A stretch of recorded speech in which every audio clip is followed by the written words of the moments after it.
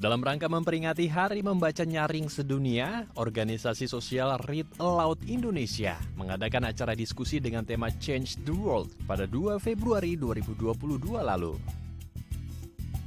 Acara yang diadakan di Perpustakaan Nasional Republik Indonesia pada 2 Februari lalu ini digelar secara virtual dan diikuti oleh 833 peserta dari Pulau Jawa hingga Papua.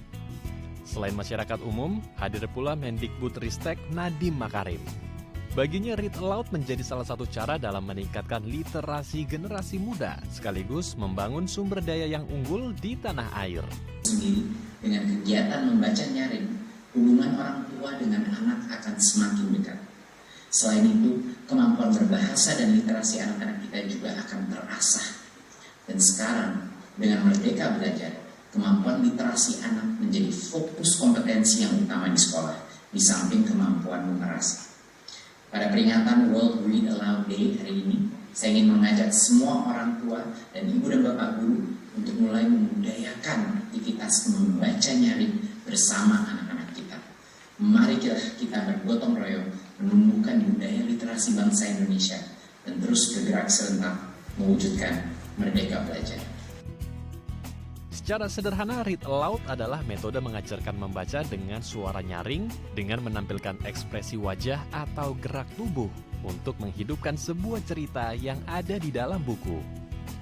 Cara ini baik untuk membantu perkembangan otak anak menjadi lebih sehat, membangun wawasan anak, memperkaya koleksi kosakata anak, serta memberikan cara belajar yang menyenangkan untuk anak. Pendiri sekaligus pembina Read Aloud Indonesia, Rosi Setiawan, mengungkapkan Read Aloud harus diberikan kepada anak sejak dini, terutama saat usia emas anak yaitu 0 hingga 5 tahun. Pasalnya di masa emas ini, anak akan dapat menyerap dengan cepat apa yang mereka lihat dan mereka dengar, sehingga cara ini semakin optimal untuk menumbuhkan kecintaan anak dalam membaca buku. Cara mudahnya adalah tinggal ambil buku. Boleh buku fisik, boleh buku digital. Tapi yang penting ada kosakata yang masuk ke dalam telinga anak melalui suara orang tuanya yang didapat dari buku. Sehingga anak juga mengetahui bahwa cerita yang dia dengar, yang menarik itu ternyata dari buku.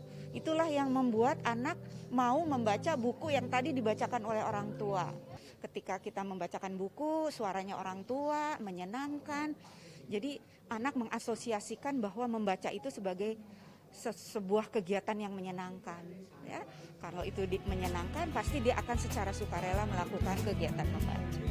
Acara ini pun disambut positif oleh Kepala Perpustakaan Nasional Republik Indonesia, Syarif Bando. Dalam sambutannya, ia mengungkapkan bahwa dengan meningkatkan literasi dan pengetahuan anak, maka akan mengurangi angka pengangguran di tanah air di masa depan, serta mencetak generasi yang berani berinovasi hingga bersaing dengan negara asing. Dia harus start dari kemampuan mengenal huruf, kemampuan mengenal kata, kemampuan mengenal kalimat, kemampuan mengenal hubungan sebab akibat. Lalu meningkat kepada literasi yang kedua, kemampuan aksesibilitasnya. Karena satu informasi harus diperbandingkan dengan informasi yang lain untuk menumbuhkan analitik critical thinkingnya.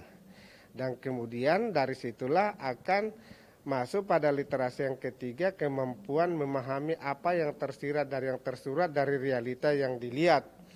Lalu kemudian meningkat yang keempat pada kemampuan inovasi, kreativitas untuk mendesain semua yang pernah ada sehingga kita bisa menciptakan barang dan jasa yang bermutu yang bisa dipakai pada kompetisi global. Jadi harapannya bahwa makin banyak orang tua menyadari bahwa ternyata ya kecakapan literasi melalui literasi dini bisa dilakukan di keluarga melalui orang tua. Dan ini adalah cara mudah untuk mengembangkan kecakapan literasi anak, ya, mulai dari listening, ya, menyimak, berbicara, membaca, dan menulis. Teknik membaca nyaring dapat dilakukan kepada anak kapan saja, di mana saja. Selain menstimulasi anak gemar membaca, hal ini untuk memberikan contoh bagi anak bahwa membaca dan belajar dapat dilakukan di mana saja. Saat ini Rosi bersama berbagai komunitas baca di Indonesia menyebarkan edukasi read aloud ke berbagai wilayah agar manfaat membaca nyaring lebih dikenal dan menjadi sebuah budaya yang baik di Indonesia.